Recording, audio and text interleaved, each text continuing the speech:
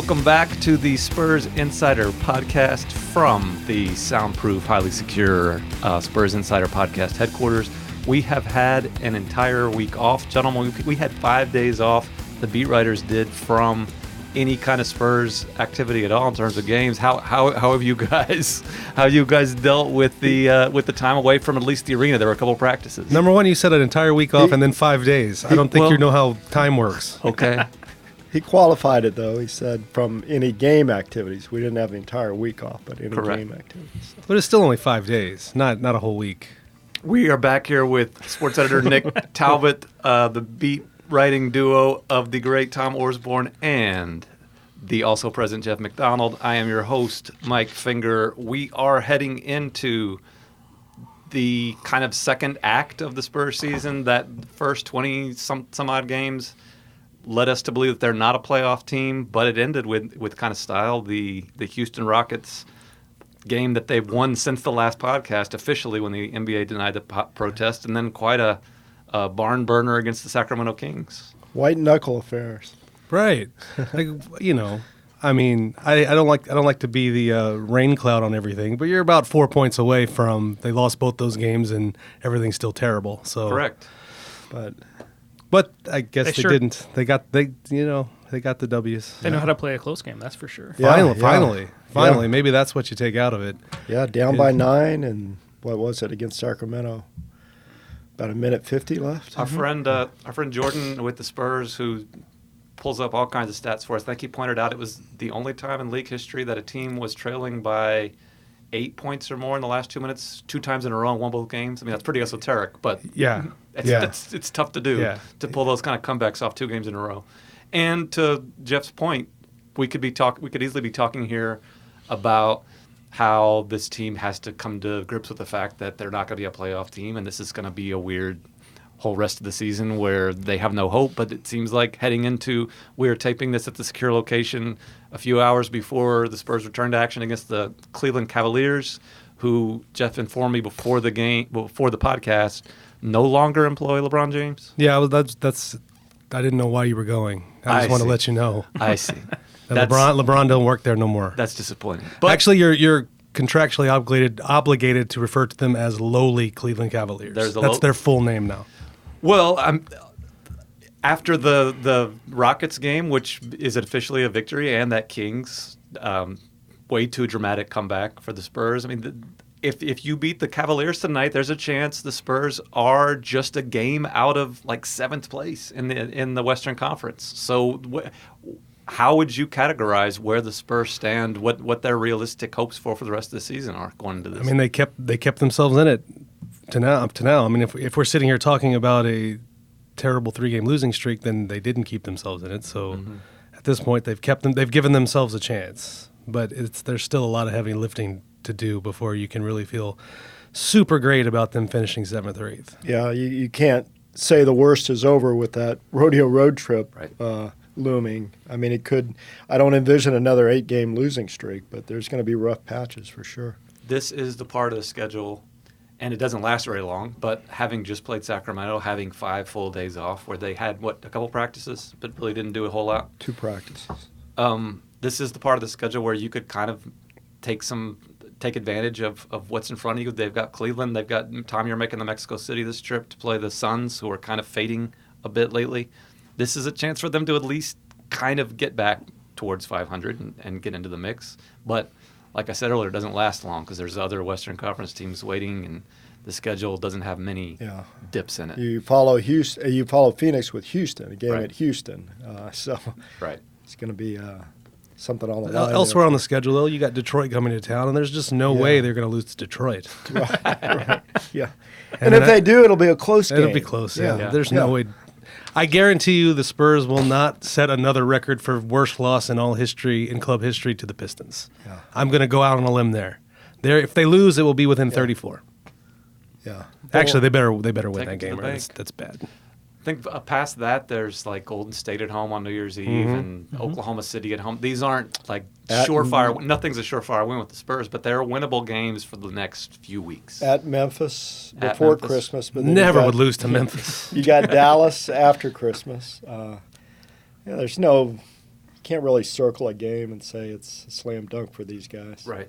But they're not playing the Lakers 4 times in a row either. Right. I did want to hit on, it seems like forever since the Spurs played a game last, but in the last game that the Spurs did play on Friday night, the hero of that game was one of the heroes of this podcast, is Marco Bellinelli. What a clutch player. It just validates everything we've been saying in this highly secure room all year about how Marco Bellinelli is the clutch guy for the Spurs. He needs to play more. Forget Lonnie Walker IV. More Marco all of the time. And Tom, he told you that he was a little angry heading into that 3. Yeah, he was. He was angry. But the great thing about that shot was it was perfectly executed. It was. Pop, I'm not going to say he drew it up. It's a play they used, and LaMarcus set a great screen, and he was wide open, got the ball kicked back by DeRozan, yeah. So if he misses that one, they cut him. People were firing up their DeRozan is a terrible clutch player takes right in the middle of that play because it looked like he was about to dribble and just into nothing, and that he was going to let a winnable game slip away again. But it seemed like he sold it. He knew what he was doing. He sold it because they needed the 3 to tie. He takes the ball, dribbles a while. He's the seconds are going off the clock. How is he going to screw this up? And then he dribbles inside the 3-point line. They don't need a 2-pointer. What are you doing, DeMar DeRozan? They're setting up Spurs Insider podcast hero Marco Bellinelli to hit the leaning 3-pointer to send it to overtime. Yeah. And Quite a thing. And DeMar played well both down the stretches of those games and made key plays on both ends of the floor to kind of, win those games. He showed some semblance of being that clutch guy. He had more successful 3s than 2s against the Kings. That was What weird. is going on? Yeah. Well, he finished better against the Kings than there was a point mid second half, late third quarter, early fourth quarter, it looked like this isn't. Even though DeMar DeRozan had hit some 3-pointers, this was not a good DeMar DeRozan game. Yeah, not going on the highlight. But what? Yeah, yes. And the anti-DeMar crowd hangs on what? 3 technicals. Mm-hmm. He's got 3 technicals for the season. It's ridiculous. I will say that he's entering that point where his frustration with the officiating is not helpful. And lots of NBA players go through that. But his frustration level now is he tends to be driving towards the basket, and when he's not getting the foul, he's upset almost prematurely. Right. And he's smarter than that. That sort of needs to stop. Yeah.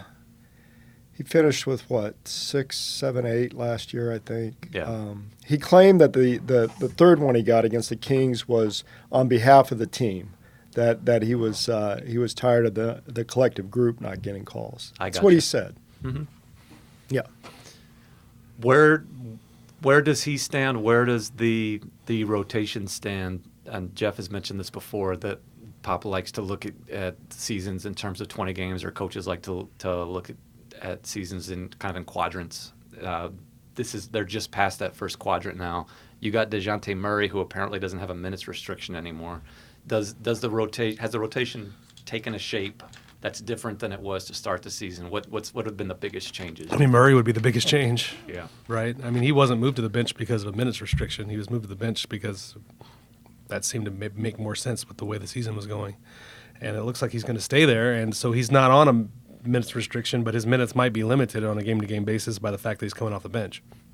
I guess I don't think you would just lock him in for 30, 35 minutes a night. I think it depends on how the night goes. Yeah. Would you say there's still a question mark next to Lonnie Walker's name? I don't know what did he play against the Kings? 15 minutes? Yeah, 2 points. It was a very unremarkable performance coming off the legendary performance. A legendary, which we haven't discussed this either, because when we taped the last Spurs Insider podcast, which is here to help promote the Spurs Nation newsletter, which you should all subscribe to, and subscribe to the Express News and go to expressnews.com, all that stuff. Hey, I meant to tell you, did you know you can listen to podcasts on your telephone now?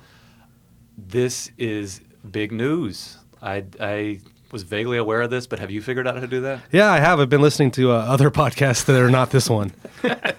And what I noticed on them, and all of them, like there'll be a spot where they'll do a break. Yeah, well, they'll sponsor. Yeah, they'll talk about I guess and I guess they're paid money to talk about that product. This is one of our goals for the podcast. I think that's a bonus. Is we're ad free, we're commercial free. But we would appreciate not being ad free if anybody wants to. Like somebody could give us like $15 and it'd be like the Spurs Insider Podcast presented by Craig or something like that. By Craig. Yeah. Or I'm no longer. How about this? I'm no longer going to tell the listeners what beverage you are sipping, because that would be giving away the sponsorship there. So right now Jeff is unscrewing a 20-ounce bottle of something. So any beverage maker could now buy my loyalty. I hope it's not milk. Would you drink just about any beverage for the I hope it's not milk, and just no milk. Okay, we'll take milk. Tom will put milk in his pink, is that mauve pink? Your coffee cup there? Salmon. So they could sponsor colored. That. They could sponsor the unkempt hoodies and stocking caps that Jeff wears into the studio, all that kind of stuff. We're looking for any of that stuff. But yes, for now the podcast, also Craig will work. Craig, if Craig wants to make a donation. Craig, if you're out there, $15, buddy. Anyway, go on with enough nonsense. Back to the Spurs. Since the last podcast, there was the official ruling from the NBA, which I alluded to earlier, that the protest was denied, and I think this was the only option that the NBA had there. You couldn't just give the Rockets 2 points after the Harden disappearing dunk that he clearly made but didn't count. And to be clear, Houston fans have been upset about what we've said about this, but the point is, yes, Houston was screwed by not getting the 2 points. They should have gotten and the NBA admitted that. And it should have been fixed at the time. And the NBA admitted that. Exactly. But you can't just add 2 points to their score and give them the win, because that makes zero sense. No. Everything changes after that, and you can't really make them play the entire 750. It's too long. It's too long. I wonder what had happened if instead of at the 750 mark, it was at the 50-second mark. I think it could have been replayed at that point. I think the whole point is where the mistake happened. And it's just not 750. You get 2 overtimes on top of you that they played. You're I did like that the league's basic position was, we screwed up, but Houston shouldn't have blown a lead. That's. And did Mike D'Antoni express disappointment that the referees got disciplined? Did I read that correctly? I'm not sure I saw that. Yeah, I thought. I didn't see that. What do you think the discipline was? Somebody from the Houston camp expressed disappointment that they got disciplined. What do we think, what was the James Caper's discipline? He was the lead official that night. Don't do it again. Yeah. Well, a lot of it. Well, how would you discipline your daughters, Jeff, if they screwed up the end of the game? They just run roughshod over the whole world. So, yeah. I don't want to admit to stuff on the podcast. Exactly. Get DPS called or whatever. CPS. DPS is motor vehicles. That's correct. Right. I don't want either of them. The other thing, going back to it, it's because no one understands the stupid coaches challenge. That's the root of the whole problem in that game. And the coaches didn't understand it. The referees didn't really understand it. And the coaches challenge is still kind of ridiculous. And none of them wanted it. None of them asked for it. Right. We could have a whole podcast about what the heck is going on with that. And they took your chair on courtside to have the do something no one wants and has screwed up the game. Yes. I know it's kind of karma, to be honest. Do they have to twirl their finger? I believe they do. Yeah. For the longest time, I thought that's why Pop was never going to challenge anything, because he was never going to do the actual gesture. It's just not cool. Well, I was correct. D'Antoni, I hate it for them, the referees. They just made a mistake. I mean, we all make mistakes, so I hate it. Yeah, there you go. Another part of the coaches challenge that seems to come up, especially with the Spurs over and over again, there's these unintended, you can win a challenge and still be worse off. At the end of the Kings game, Pop made a successful challenge on that play when they set a trap in the final minute. The Spurs basically got a steal. There was I don't remember who the foul was called against, either DeRozan or Murray. Against Murray. Him and Patty trapped. There was an immediate, what in football would be an immediate recovery. The ball was tipped away and a Spurs player immediately grabbed it. It should have been Spurs ball at the time. They Pop calls for the coach's challenge. It's upheld. He gets it right. There was not a foul there. But the result was not that it was the Spurs ball. The result was that it's a jump ball. Jump ball. And the jump ball leads to Sacramento ball, which means that the Spurs have to waste time committing a foul. They would have been better off if the original foul had been called. Yeah. So, I mean, coach's challenge, I don't know anybody who likes it. It doesn't seem to be working anyway, and I wouldn't be surprised. Well, I would be surprised if they just do away with it because it seems to be entrenched. Well, but for this year, I think you could talk about doing away with it for next season. Yeah. If nobody I think wants that'll be it. wise. I think that'll be wise. We talked earlier this year about how the Spurs weren't finishing games, and yes, both of these games were kind of flukish in that they needed a 20-point comeback against the Rockets, and they let the Kings do way too much. That game was just horribly played down the stretch by both teams. Yeah. It's not like the Spurs were just super clutch. Yeah, let's not limit it to down the stretch either. Right. The whole game was awful. But it is somewhat encouraging to see the Spurs play well in the final 2 minutes of 2 games in a row. Isn't it just a matter of these things? You play all these coin flip games, and some of them work out, and some of them don't. Yeah. Like they were they were at some point like 2-9 in those types of games for a while, which usually those are just going to even out, and that's kind. I hate to not give them credit for that, but a lot of it is just Yeah. They didn't put stuff working Sacramento out. misses 3 or 4 3-pointers. In the final 30 seconds or less than that. And even. they gave up so many offensive rebounds. It was Yeah, ridiculous. on another night they hit one of those. So. Patty Mills gets fouled on a 3-point shot and misses the first 2 free throws, Yeah. which never happens Yeah. for Patty Mills. Right, yeah. It was just contagious, the ineptitude there for a while, and the Spurs held on. And then you think Sacramento, that was their one chance in their Texas Triangle to win a game. They had to come through and play basically 3 games in like 4 nights. And they ended up beating both the Mavs and the Rockets. yeah. And the Spurs needed some losses there. They did. Like it did. Not on Marco's watch. Not on Wasn't going to happen. Not on Marco's watch. This comes up in the podcast a lot in terms of playoff seeding, and we've talked about the rest of the West. But it is another opportunity just to talk about those other teams that are in that 7 to 12 range. None of them are really pulling away. No.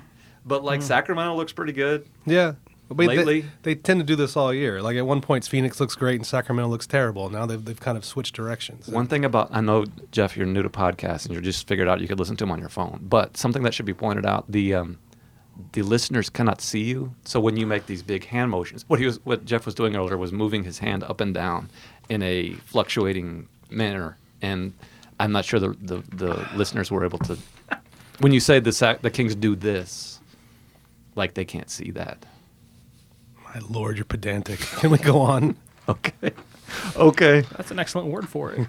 The Phoenix Suns are a playoff contender, and they will be hosting, in quotation marks, the Spurs in Mexico City this weekend.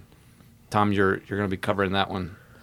Excited about going south of the border? Yeah. I mean, it's it's an in and out trip. We were talking to Jakob Pertl and Derek White about it, and somebody asked him, "You going to do any sightseeing?" And no, I mean, it's just they leave after the game. Yeah, like they want to get out of there. Yeah. Sometimes they leave before the game is played when the arena burns down. Who did the last one when the arena burned? Was that you? I was there. Yeah. That was amazing. Yeah, that's still one of the nights on this beat I'll never forget because I just thought I was going to die. For our listeners who are not viewers, can you just refresh their memories as to what all went into the Spurs' last trip to Mexico City? Well, there's been one since then. Oh, there has been. Yeah, they went and lost to the Suns. Devin Booker scored about 50 That's on them. right. But this was 2 trips ago. I don't remember what year it was anymore. Mm-hmm. Kevin Love was still on the Minnesota Timberwolves at the time. Mm-hmm. And you showed up to the arena? Yeah, we all got to the arena and did the coaches pregame stuff, and then it was a bad deadline game, so I'd get some stuff early. So I was talking to Manu Ginobili out there just about being, on the sideline during warm-ups. People are warming up, and we're looking around, and it's it's smoky. This is not right. But no one's freaking out. No one's ushering us out of the arena. I'm just sitting there talking to Manu, and eventually people come and we got to get out of here. There's a problem. We're watching it. If on the tape, there's probably me talking to Manu, going what is that? And there's smoke coming out of the vents at the top of the arena. He's motioning with his hands as he points and then, upward to the vents. And then we had to go out on this loading dock and just wait and wait and wait. And like I had gotten there on an NBA bus, but as soon as this happened, it was like every man for themselves. I never saw an NBA person again. We're out on a loading dock, like, and it's below street level, so there's just more gesturing. There's just crowds like around the railing, like looking down at us and like hooting. And we had heard at this time about how violent and terrible Mexico is. This was even pre this era of politics, but it was just like the players were not supposed to leave their. By the way, Jeff was not making any generalizations about Mexico. He's saying that people were making general warnings. General warnings to the players, which did not prove to be accurate at all. But Jeff had a wonderful time. You have that in the back of your mind while you're sitting here, and there's because of hyperbolic warnings about these types of things that go through your mind. But it's in the back of your mind. But you are not making any generalizations. Right. But it's in the back of your mind as you're standing there and you're surrounded by, millionaire athletes. Right. You feel like you're a sitting duck. Right. All of a sudden you hear like you in the distance you're like pop pop pop pop pop pop pop. Like I hope those are fireworks. Right. There was never like a press conference like the NBA didn't come out. Nobody from the NBA came out and said, "We're leaving now. Load on these buses. Let's all go back." The way I found out is I was standing there talking to some of the Spurs TV crew, and like the equipment guy walks by and tells the TV crew, "Get on the bus. Pop says we're leaving." And I'm like, "What am I supposed to do? Like I got here on an NBA bus. They've abandoned me. I'm in the middle of fireworks going off and people hooting and hollering at us." No Uber back then. How did you get back? One of the Spurs TV crew just grabbed another guy that works for the Spurs that he knew, says, "This guy speaks Spanish, go with him." And so I grabbed him and I grabbed Jerry Zagota, who was covering the game for the Minnesota paper, and just dragged, "Jerry, come with us," and dragged him into this, with these people who I vaguely knew worked for the Spurs. More gesturing. They said what he said was, "We have a cab, come with us." So we got in the cab and it was like a van, and it took us 2 hours to get back to the hotel because it was just bumper to bumper, like the worst traffic you ever seen. So hotel, the JW Marriott? Yeah. And I just went back to the team hotel and I was going to figure it out from there. But 2-hour walk. Come to find out later, that wasn't even their cab. They had just taken a cab that had been called for someone else. Your commitment and your just ability to weather that just astounds me. What an ordeal for you. I mean, the arena caught on fire in the middle of Mexico, and I was abandoned there. And somehow you managed to get back. And the only Spanish I used to know more Spanish. Now all I know is ordering food. Mm-hmm. So, where did you file that night? Well, at that point, I really just had to file a couple graphs on the arena burned down. No game. So the back of a Mexican cab. Wi-Fi? I suppose I was using some sort of the air card. Air card or something, yeah. That is a fascinating story. Yeah. Tom, hopefully your trip goes better this weekend with the Spurs. I sure hope so. I always got to bring up the Cowboys on the podcast. Oh, yeah, you've done some Cowboys trips there. I spent a week down there in 94, 95. Mm-hmm. Very nice time. No fire, no smoke. Yeah. It was smooth. They don't consider Taco Bell Mexican food down there, too. Right. It was something I found out. They have there's altitude concerns with this, right? This will be. It is. It's a bigger altitude game than Denver. Than Denver. Yeah. Wait, do you ever consider Taco Bell Mexican food? Please, no, thank you. All right, we had to clarify that. All right. We always have to clarify things that he says. I feel like my whole job here is the qualifiers, to tamp down potential outrages. Well, you do a great job of it. Thank you. What is the attitude going into an interesting thing this weekend, and we're going to wind it down with this, is trade season sort of opens up because the guys who just signed as free agents over the summer are now eligible to be traded. So traditionally, this, I think it's December 14th, it's over the weekend, where basically everybody in the league now is eligible to be traded, which has been preventing those kind of deals from happening over the past couple months. Now, if you wanted to put and I'm not saying this is happening, but a LaMarcus Aldridge or DeMar DeRozan on the block, say they're available, there are more potential ways for the salaries to match up because basically everybody can be traded now.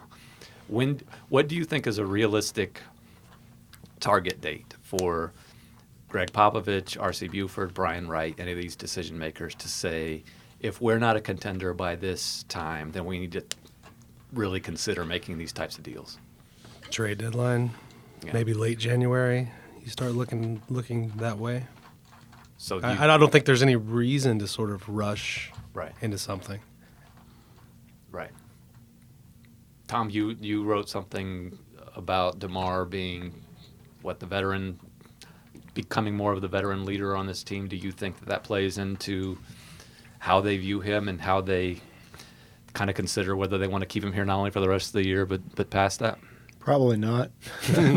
I mean, the point of the story was that he's done so much during this losing streak that people don't see. I mean, he brings a good attitude. He's helped them weather it. Those three technicals, though. Yeah. Oh man. Yeah. What a jerk. I don't think that would play into it. Yeah. I mean, I think if you decide you're not a playoff contender, I just think you got to look at trading DeMar anyway. I would not even because of his on-court performance or good or bad. I don't think you're going to keep him past this season. So if you can flip him for something, I don't see why you don't look into doing that. Yeah, it's more of a contract thing than an on-court performance at some point. Right. The factors that go into this are, as I see them, are these. He's not going to sign an extension during the season because he considers himself to be a max player type of guy, and the Spurs just aren't going to do that with him. I don't think the Spurs have any intention of signing him to a max deal, and so he sees it as, I have a chance to be a free agent next summer. That's my chance to get a deal that pays me what I think I deserve, and it's better to have multiple teams bidding on me than one. So that's his rationale for not wanting to sign for something middling or whatever the Spurs might be trying to pitch to him during the season. Why not have multiple people bid on me? And then you look at it from the Spurs point of view.